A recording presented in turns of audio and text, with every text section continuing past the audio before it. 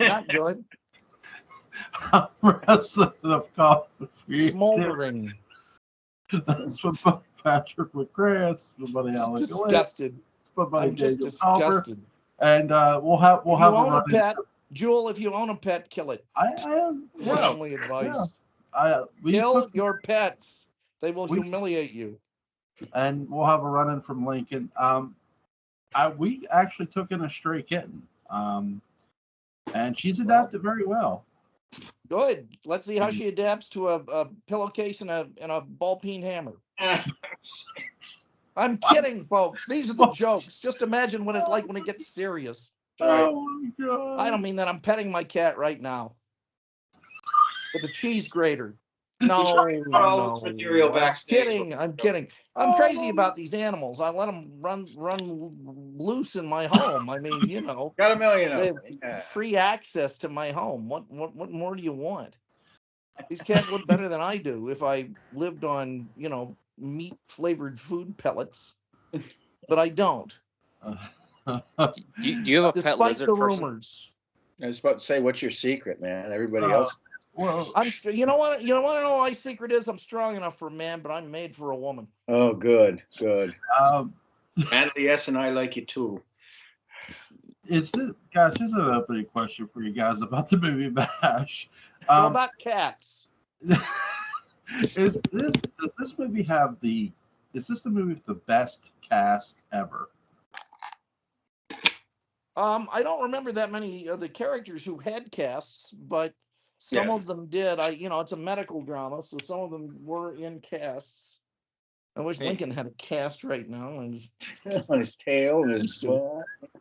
Jesus, God, he's getting really bad. He's getting infection. I'm holding the tail down. MASH has a great cast. MASH has a great cast and a great director and great material to work with, I think, overall. It's I don't know what the chemistry was like off set, but the chemistry on set was fantastic in this movie. However they made that work. Whether it was natural or whether it was contrived, it doesn't matter. It worked. Yeah. I would say they seemed to have a good cast. Sorry to interrupt you. Sorry about that. Patrick, what did you think? What did I think? About the cast. Right now, all I can think about is the end. That's right. Specifically Lincoln's. And I'm not talking about the one at Ford's Theater, although he'd be a perfectly good candidate. What I think about the cast, it's terrific. Robert Altman is a director who had the revolutionary idea to fill his films with good actors. Yes. Like from stem to stern. Any movie could have a cast like this. It's like writers. The cost between good writing and bad writing is exactly the same. Yeah. There are lots of good actors in Hollywood who just don't get parts. But then, Ira Stephen Bear and Ron Moore and Michael Piller decided to cast, both Rene Auberjonois and Andrew Garfield, our great president. No, Andy Robinson. So, it just goes to show, and I think of Rene Auberjonois because, of course, he's after inventing the balls that are named after him. He appeared in both DS9 and MASH. He did. And that's why I think if we had ever had my idea, which is Love DS9, which is like Love Boat, that he would have been replaced by William Christopher. Because audiences seem to really take to Rene Auberjonois being replaced by William Christopher, who played Father Mulcahy in the series. Have I answered your question? I don't know. John Schuck. If John Schuck had played the Klingon ambassador in Star Trek the way he played Painless, it would have been a far funnier movie. Yes. Kirk would have had to have gotten him laid to get him over the fury over the fact that there could be no peace while he lived. Right. Have I answered your question now? Lincoln has worked me into a frenzy. This is also he's coming again. This is also like the tides. This is also the film debut of Fred Williamson, who was a big NFL star. Fred the Hammer Williamson, AFL and then an NFL star. Yeah. Kansas City Chiefs for a while. Yeah. Huge. Victory. Now, there would be many football players who would also appear in front of the screen, not necessarily in this movie. Jim Brown would get in the films, obviously. Yep.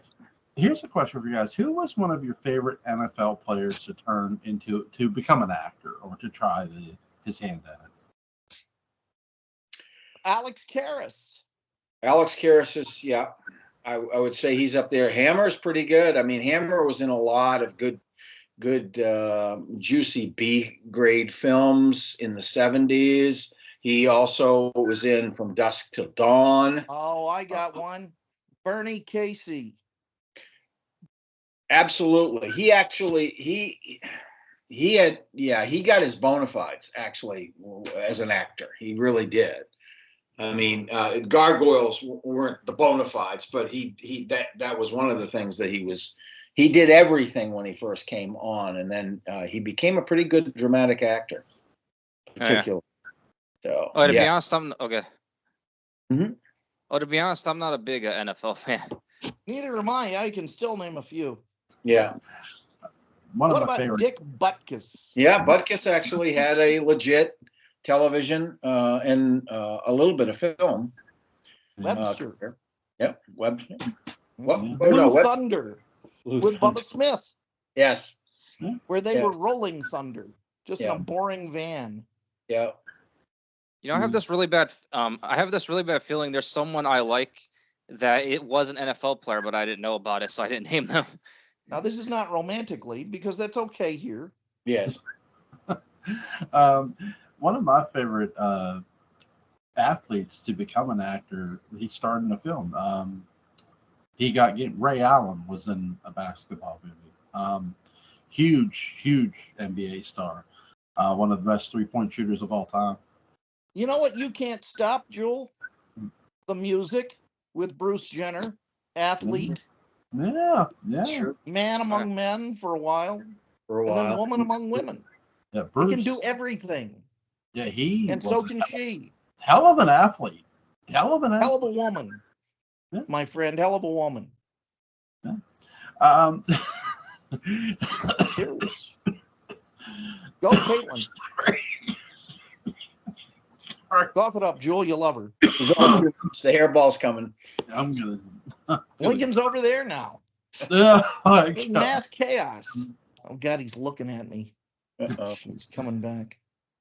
You said his name, and you don't have to say it 3 times. Say it 3 times. We talked about the cast a bit. Donald Sutherland is here. Elliot Gould is here. Tom Skerritt is here. Renee Auberjonois is here. Great actors are here. The setting is at a MASH hospital. Now, though this is technically set around the Korean War, it's more aimed toward the Vietnam War as well. Sure. So, but here's the thing. Made more money than Patton, my friend. Oh, yeah. Hell yeah. Hell yeah. This movie's we talked about the timing of Stalag 17. Man, the comedic timing in this movie is so killer, guys. What do you guys think?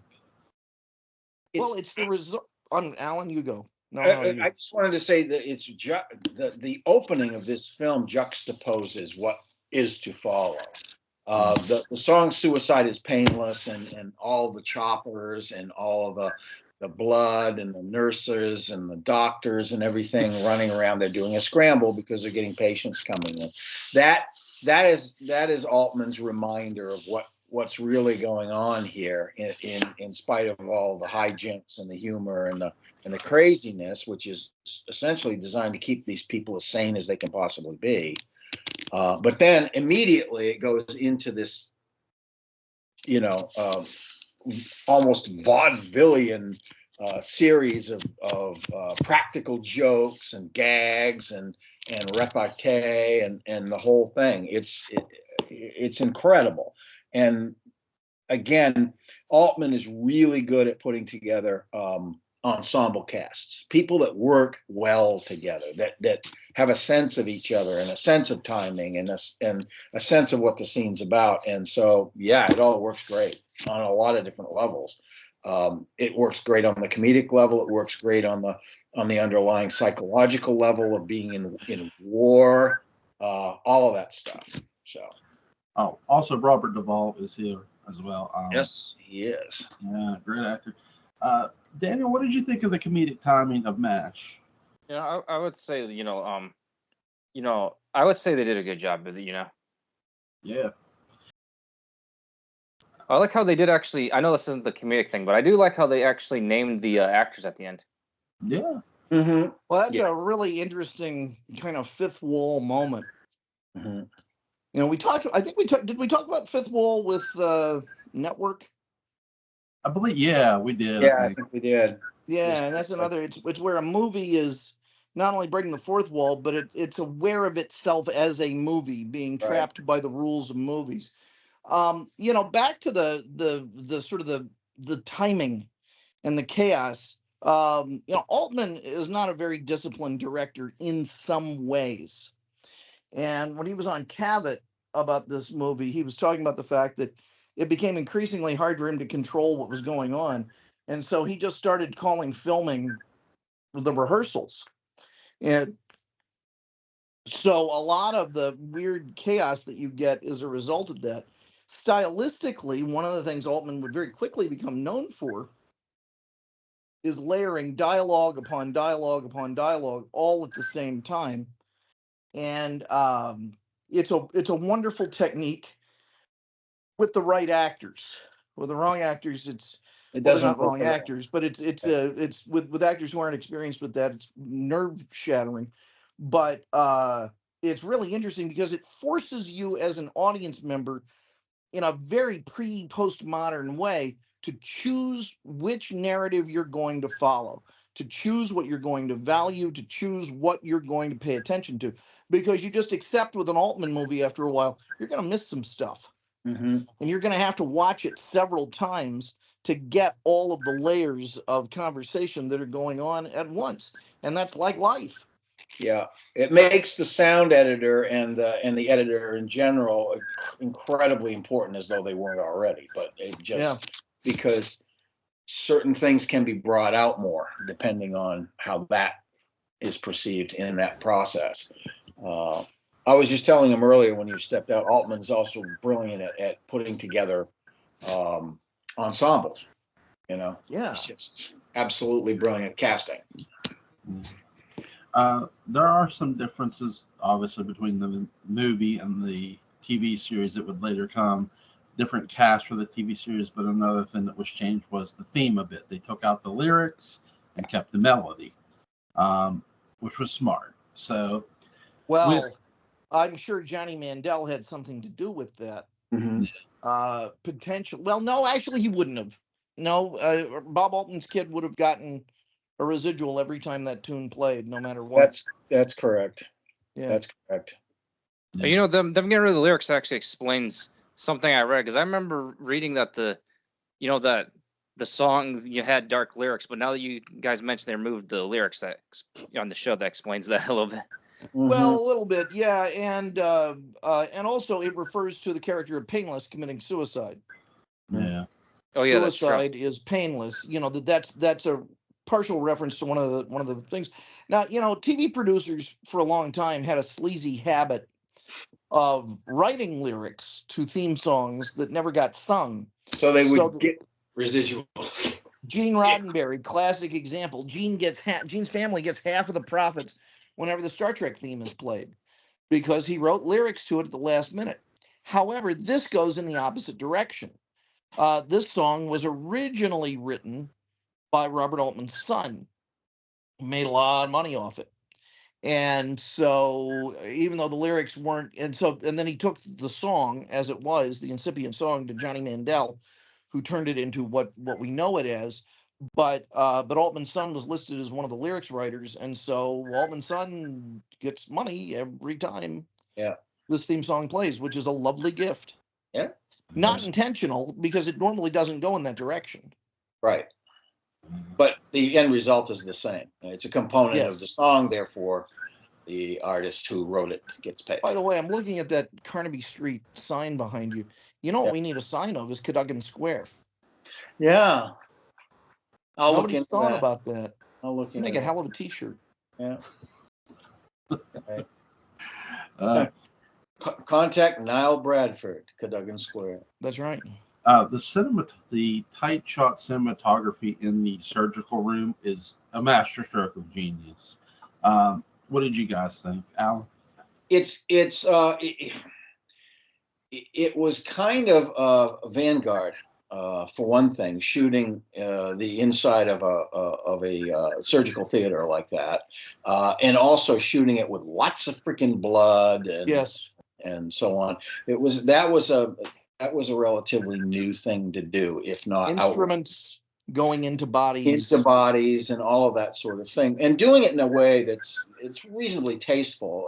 It's graphic in its own way, but it's not ridiculously graphic. It's not supposed to be body horror. It's supposed to be what it is, which is a bunch of people doing their jobs, cracking wise once in a while in order to sort of supersede the horror of war and continuing to do their jobs, and not always well, as we find out with Frank Burns. These people aren't all perfect surgeons, perfect doctors, perfect nurses.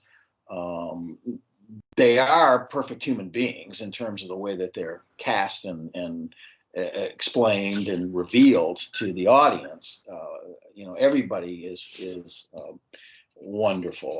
I particularly enjoyed the entrance of Trapper, because it's no fanfare whatsoever, and the mystery builds throughout the next 5 or 6 minutes before you realize that these two guys know each other. They actually experience each other up at New England prep school or wherever they were, whatever it was, they were playing football together. It's a very low key introduction to a character who is not really that low key.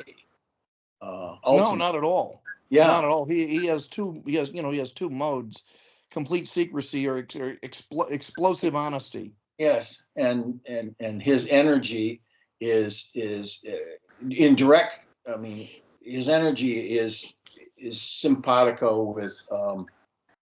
with Hawkeye's in terms of that.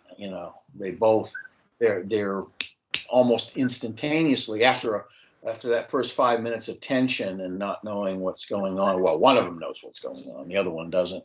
After that, they're simpatico. I mean, it's just like boom, like this. Have a martini, boom, done. It also kind of illustrates somewhat, especially when you're dealing with, I can think of the Army, which I have no knowledge of, or camp, or the actual organization, of summer camps rather than the comedic style, or even theatrical troops, of how friendships sort of ebb and flow and find each other, because we think Duke is going to be the comedic partner. We think Duke is going to be the number two man in the movie, and he's not. In fact, Duke kind of winds up as the butt of a joke later on when he's with Houlihan, Right.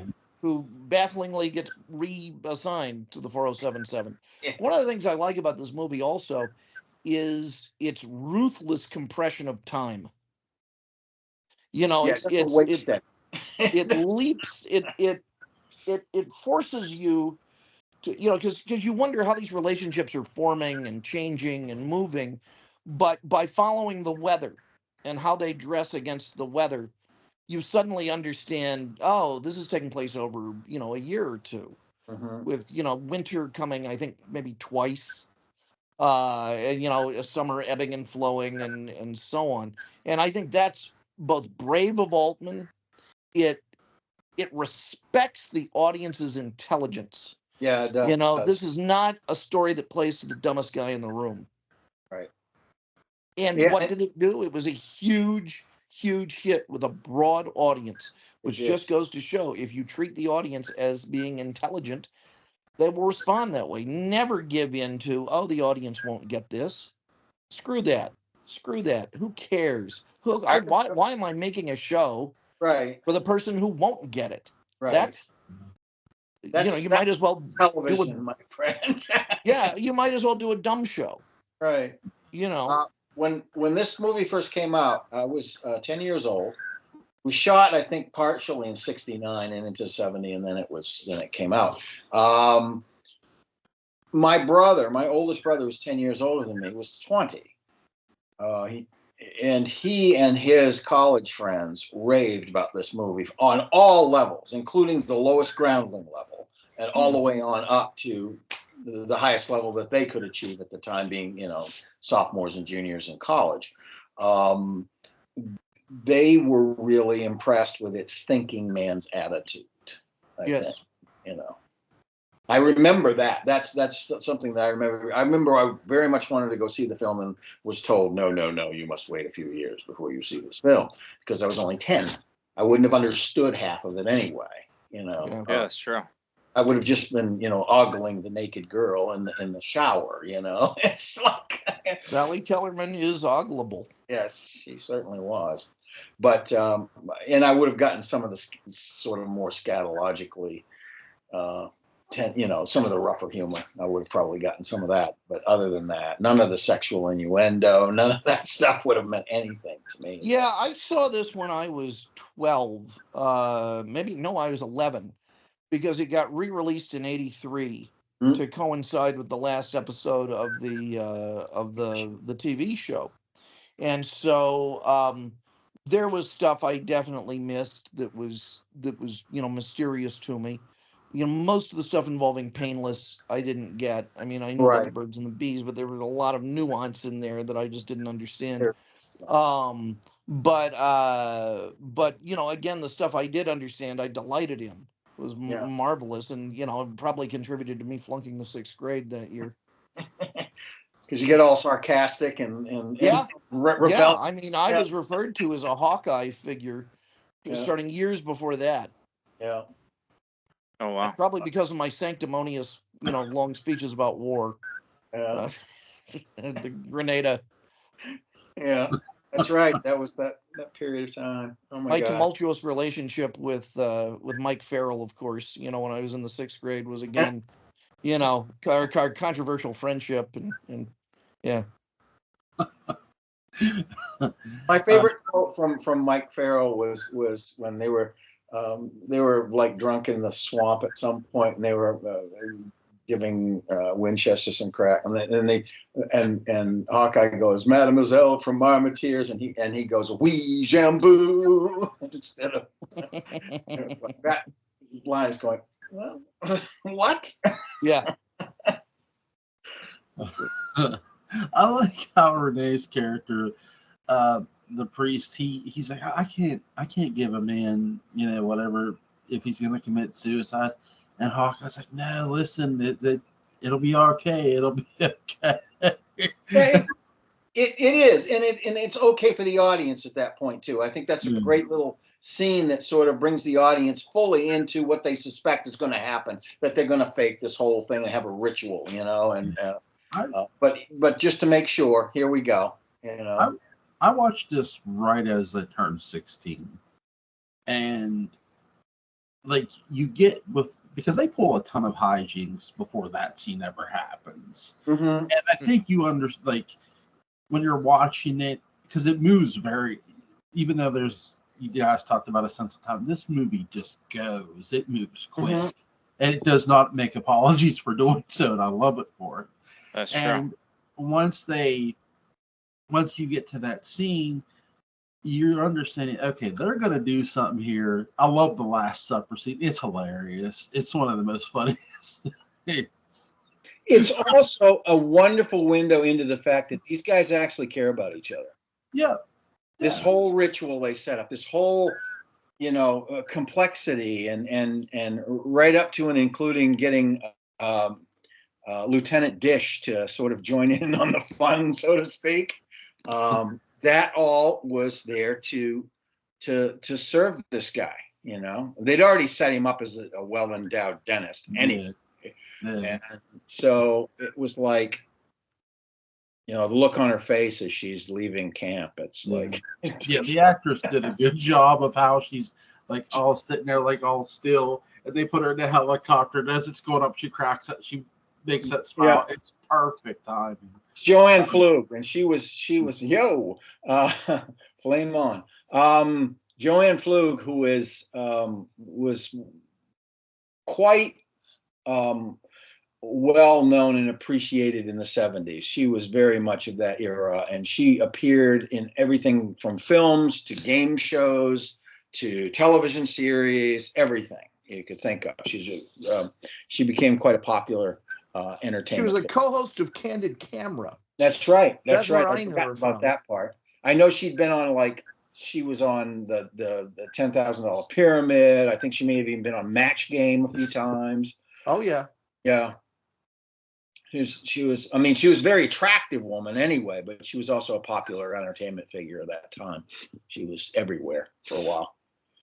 Yeah. Let's talk about oh God, I'm gonna freaking misplace names at the wrong time.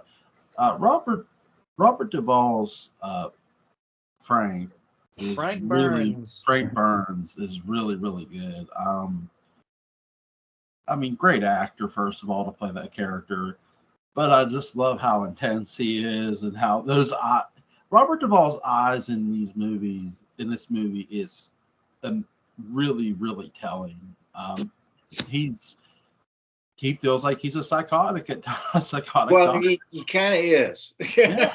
Yeah. It's a good choice when you get a Robert Duvall character and name him Frank. Yeah. Yeah. One thing about Duvall is he can relay that intensity without getting ridiculously histrionic. It's like if you take the way he treated Frank Burns as opposed to the way that Larry Linville treated Frank Burns. Linville was a bit more histrionic. He did a great job with it. I thought he made it his own, but it's a whole different thing. There's, like you say, it's coming through the eyes more than anything else. Yeah. With Duvall. With Linville, it's the physicality and the jerkiness and the goofiness that he has. Linville's character is also never hauled off in a straitjacket, never to be seen again. No. Yeah, that's the thing though too. Like with the series a bit, they're not trying to make the character psychotic. Really, he's more of a kooky goofball character in a sense. Yes, but at the same time, it's also the build to him being hauled off. Yeah, it's that gap. It has a huge peak because of the way that he's being. He's praying for everybody and he's doing this, and of course he's a massive hypocrite because he's having sex with hot lips and. All this other stuff is happening, but it finally gets to him. It finally makes him crack. Yeah, that's true.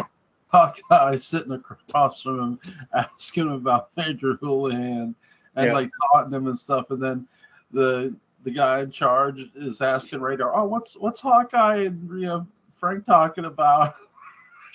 Yeah. He's talking about anatomy.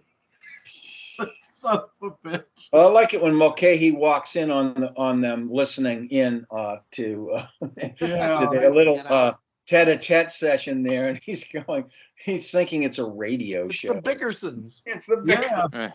Yeah. That was hilarious. And then as he gradually realizes it, oh my, he has to run away. It's like beautifully done by Renee. I'll tell you, because any discussion of this leads to discussing the TV series. Of course, you've got to. It's part of the ritual. Mm-hmm. And that's true. I tell you, I actually prefer all of the replacement characters. Yeah, because I feel like they beta tested a lot of stuff and they got a lot of important chemistry things even righter. I think the initial choices are right. But I think, Winchester is a better sparring partner. Yeah. He's got, and he has, he's not crazy about the word. It's very hard to identify with someone who wants to stay there, especially a healer, because this is, they're there to, repair the intentional harm done by the United States government on these people by putting them in harm's way like this. And so, Winchester wants to get someplace realistic also. With Winchester, it's just cultural snobbery, and often that superiority works to the benefit of the 4077. Right. He actually does contribute, as much as he detracts. And I think that's a good move. And I think Harry Morgan, as a father figure, is someone who can keep the 4077 realistically working and protect, physicians he understands are vital to the other side of war. Mm-hmm. So I think that also works extremely well. I think that the sort of the second cast is well worth appreciating. They took full advantage of the luxury of character development It's too. a beta They test. do it over a longer span of time, and they did not waste that opportunity. No, they didn't. They didn't. It's almost like the early stuff was a beta test. Yeah. Well, you literally had characters replaced by deeper, more complex other characters. Like Winchester's, it was a replacement for Linville's Frank Burns. Huntington's a replacement for Trapper John, and which would have been probably the most traumatic for the audience if it hadn't been for what they did with Colonel Blake. And replacing him, which was a stroke of genius. As traumatic as it was brilliant. Unbelievable, just jaw-dropping. And to this day, still, I think even if you haven't seen the series, just relating to the truth of those actors in those moments, you understand something of massive significance has happened, and has happened in the wink of an eye.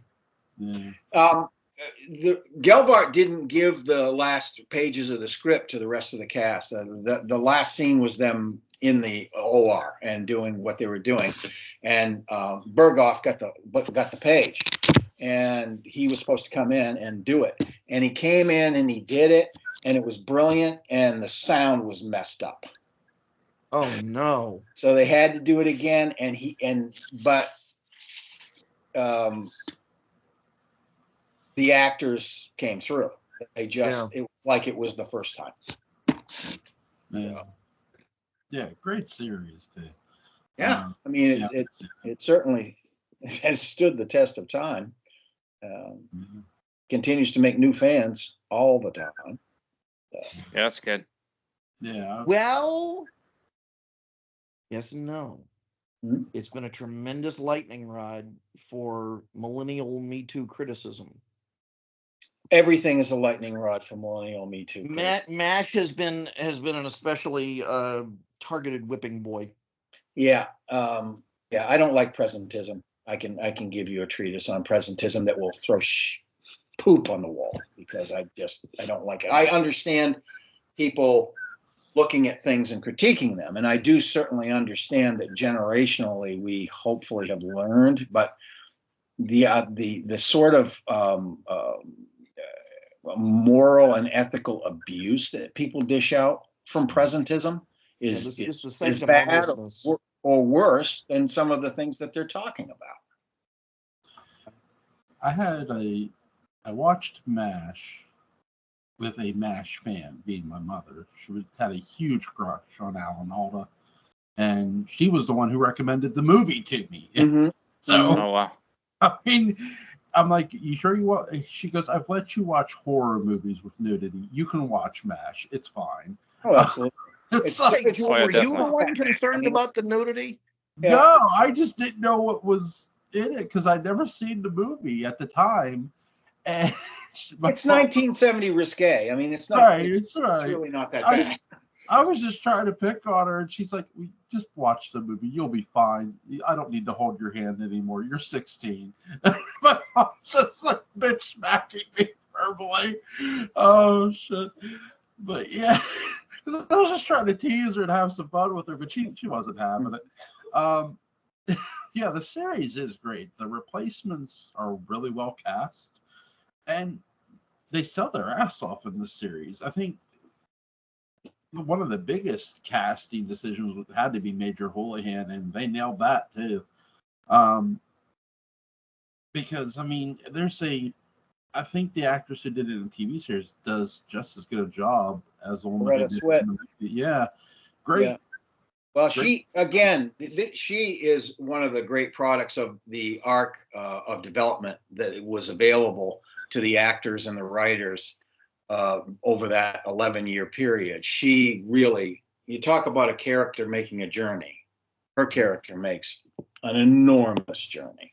And you talk about Henry Morgan. Henry Morgan was an actor who was in many, many movies, and he often played either the heel or either a heel sidekick or a protagonist sidekick. One of my favorite protagonists. Frank Gannon. Yeah, Dragnet. Right. One of my favorite protagonist sidekicks he plays in a movie is he plays Henry Fonda's sidekick in the Oxbow incident, which is a Western. But I'm then getting wrongfully hung. But hanged, Jewel. Sorry. Never make that mistake. You can never be wrongfully hung. That's hanged. Sorry. So Painless. Yeah, Painless is a great character, and he's the best dental surgeon. He's the best jaw replacement man. He's the best equipped dentist in the. The gag is funny as hell. It's hanged. Yeah, well, things right. And when you watch this movie at a certain age, you get all the jokes. You get every little thing they're pulling with him, and even the other stuff too. One of my favorite choreography. Well, I'll get back to the choreography, but because I do love how they shoot the football sequences, because I'm a sports fan, as I'm sure most of you all are. But I really enjoyed Painless as a character because it's a character, I guess I don't know, there's no real character like that in the series, in my view, which is fine. But really interesting a character because he loses his confidence with women. Well, he has an event. They talk around his ED like 5 minutes. But that's his whole thing, and he catastrophizes it like men do sometimes. So it's the end of the world. Yeah, which is why they go through all of this ritualization of his. And what they're really doing symbolically is it's a symbolic death of his problem. Yeah, they're really getting around with all this ritual and so on. So, yeah. And it's funny how they're doing it too. They get the priests to go along with it. They have the Last Supper scene. Hawkeye talking that girl into the tent and then disappearing is funny because she's like, Hawkeye, like where did he go? He makes the ultimate sacrifice. Well, this is part of the reason what Patrick was saying, that millennials and Me Too's get all upset about the idea of MASH is because of the interaction between men and women. It's for me, it's sort of borderline because for the most part, there's interplay. It is not one-sided. And it's voluntary. Hawkeye and says it's all voluntary. It's all voluntary. So for me, that's not the issue that it might be if that were not the case.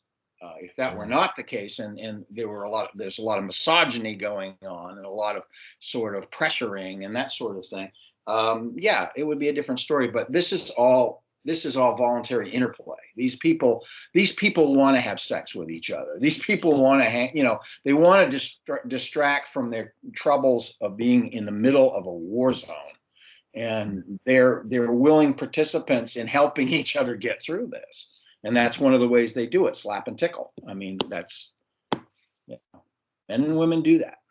So it was the longest running television series ever, wasn't it? Up to that point, I think it may have. No, it wasn't. It was a categorized longest running, but it wasn't the longest running. Gunsmoke. Well, 60 Minutes, of course. Okay. Gunsmoke. Oh, Gunsmoke in terms of regular entertainment, as a news magazine program, 60 Minutes. It's still going in some form. As a matter of fact, 60 Minutes is international. It's going in several countries at once. So, but that's. But also now in entertainment, you've got several Law and Orders that have gone 20 or more Well, years. The Simpsons far exceeds, I think, any of them now. I mean, Yeah. what Oh, is yeah, The probably. Simpsons, 30 years? Yes, it's now 30 plus. I think it was 89 or 90. Yeah. Yeah, Oh, 89 you're right. is Oh, one you're of the right. first 89. episodes. Yeah. I'm more of a King of the Hill guy. Oh, yeah, I've been watching King of the Hill lately, actually. It's good. I like King Is of the it Hill. still on the air? Oh, actually, they're reviving it soon on Hulu, but I've been watching the old one. Yeah. Yeah, good The old show. ones are in rotation all the time.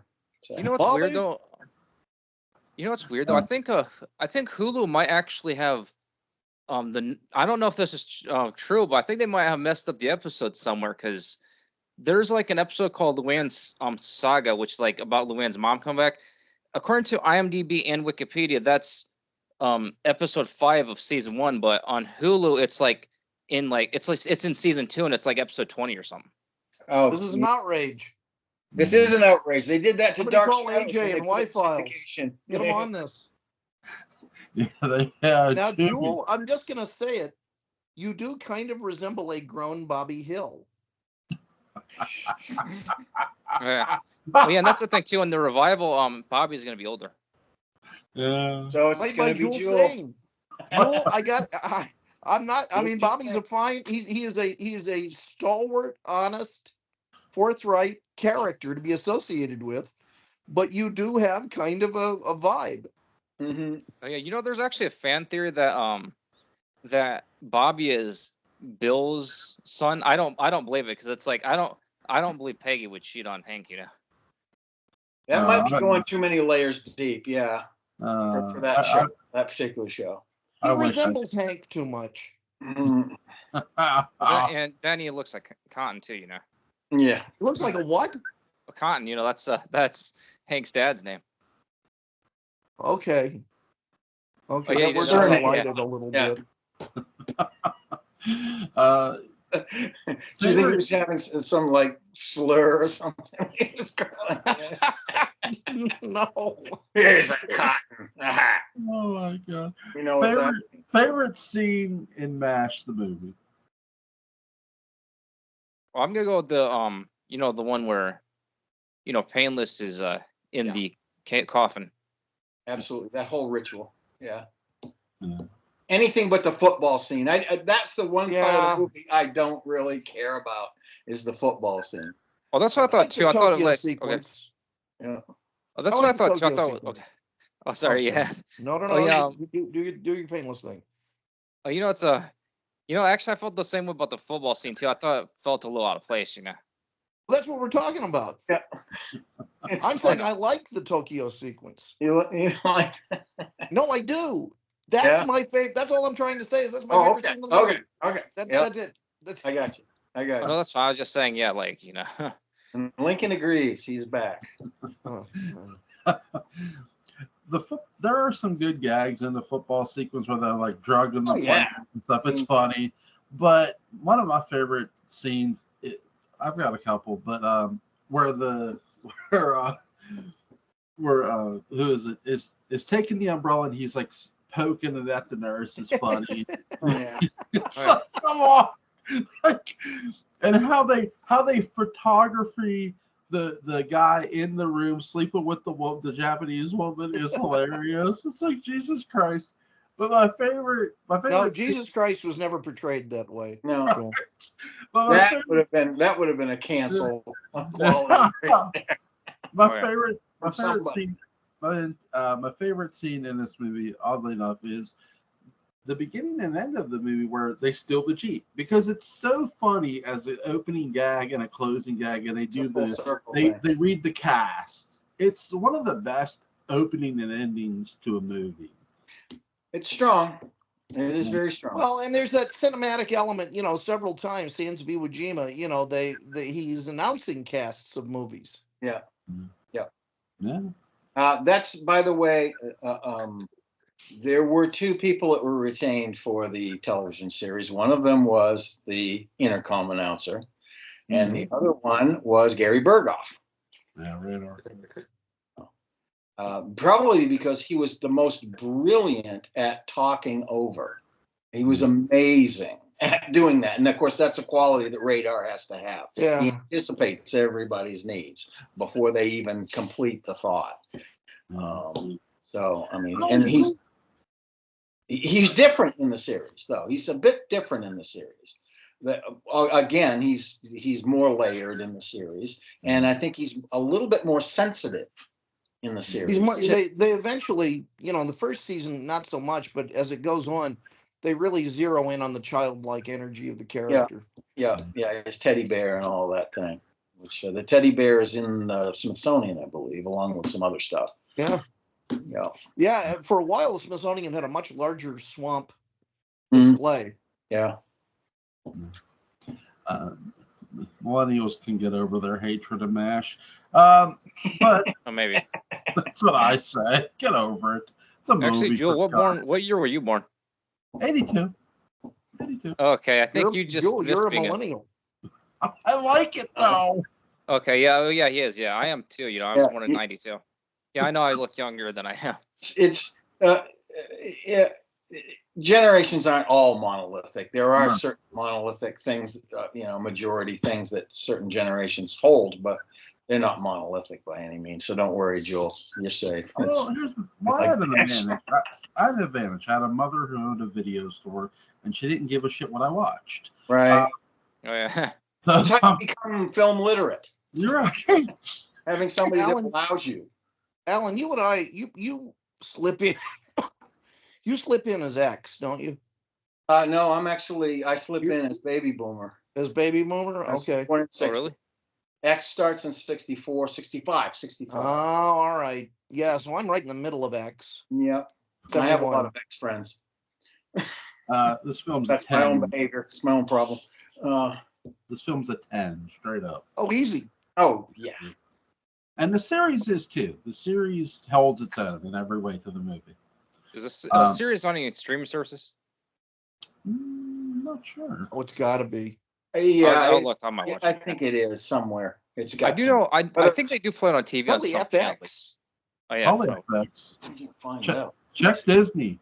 It might be out there. Oh, that's true. But you never know. The episodes might be out of order because I know, I know some of the King of the Hill, but that's not the only show they did with. I know Recess they did that too. Like they have episodes from different seasons together for some reason. Okay, it's about monkeys. Recess. No, Recess. Sorry, Reese's Pieces. Oh, that's a bad movie. It's on Hulu, Disney Plus, and Amazon Prime, but you pay per episode on Amazon Prime and YouTube and TV. Yeah, it's also on Sling TV, so it's Hulu, Disney, and Sling, Disney Plus, and Sling. Okay, so they're all pay services, but it is streaming. So yeah, I wouldn't recommend YouTube. Oh yeah, probably. You might be able to find a few episodes on YouTube without having to pay for them. Yeah, that's pretty typical. There was a time when you could find almost every episode of Dark Shadows up there before they caught up with them. And And now it doesn't matter because we got Tubi anyway. So and hey, if you own the Coffin box set like I do or Patrick does. Mm-hmm. Well, I have the individual. Or Alan does. Yeah. Yeah, I have the individual chapters. I don't have the Coffin set. Carry it around like the baby that it is. Mm-hmm. Well, I actually also have it digitized. There you go. Ah, nice. Carry it around with me everywhere I go. You know, I'll tell you. It's a side note. One of my favorite moments from the show in L.A., the Laura Parker Memorial and the Fridge Centenary. Someone asked me, and they knew who I was. Asked me to autograph their coffin set. Oh my God, that's right. I think I was sitting there when they asked you. I didn't make this. Are you sure? Yeah. So I signed it small under the D. Yeah. Yeah. Awesome. It's great. Yeah, I think. Yeah, I'm pretty sure I was sitting there when you were. You were. I really felt like I had arrived. I felt inappropriate doing it, but they were insistent, and so yeah. Great. Yes, thank you. Absolutely. Hi. Hi, hi, other guy I don't know. Sorry. Yo. We've been defending your honor. Yo. I heard. We try to defend Your Honor every chance we get. So Thanks. Somebody has to. Somebody there has you to. go. That's right. Okay, Oh, somebody cool. other You than put my the dog son up. has What? to. Oh Joel, my the My things son you god. say. defends me all the time. I know he does. Oh Things my you say. god. He's a mommy. Yeah, I'm the first to go to bat for you. I want you to know that. Uh, You're the hero of this show.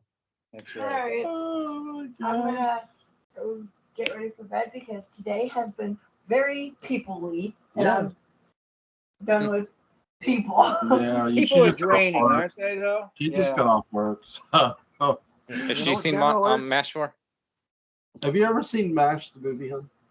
I think at one point in time, Yeah. you used to watch it all the time with your mother. Yeah, we so used to watch those I movies. think I probably have. Can you hand me the cat? It's a cat right there.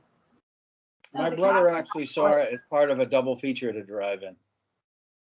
We That's had 2-screen drive-in. no. One of them showed like grindhouse stuff, and the other one showed legitimate. There's sort of there's Lulu. strong films. Attack Oh. kitty! Ah! Oh no, you're gonna get Lincoln all riled up. That's my baby kitty. All right, links to Alan Glenn's YouTube channel, College Sport After Dark. You will see him and his Magic 8 Ball there too. Joel, what are we doing next? What's that? What are we doing next, Joel? I would love to do the Monster Squad, but I also want to do it with Bobby Lagose as well with you guys. The monsters. Well, Yeah. until Bobby is available, what do you want to do? What are you guys doing tomorrow? So I'm free. Okay. Let's Sorry. I'm saying hi to my let's kitty. let's cover the 1990 movie, in the movie the 90s, The Phantom. Let's talk about The Phantom. Yeah, I like the Phantom a lot. Yeah. Great underrated superhero movie. Smash Evil. Absolutely. Absolutely. And we get to see William Treat play a villain. So Treat Williams. Treat And Williams, Treat Williams yeah. is the star of that movie, as far as I'm concerned. He Yeah. walks Doesn't away he- with every scene. Doesn't he have like a pencil thin mustache in that? Yes. movie? Yes, that's what I And thought. some priceless dialogue. And it's a movie that introduces Catherine Zeta-Jones. To American audiences, To anyway. American- Yeah. It does. Oh, Yeah. So links to Patrick McCray's Dark Shadows Day book about is going to be in the description box. Links to Daniel Culver's YouTube channel, Killenberg, is going to be in the description box. Gentlemen, this has been a pleasure. See you tomorrow night, guys. Sniff wisely. Bye. Bye.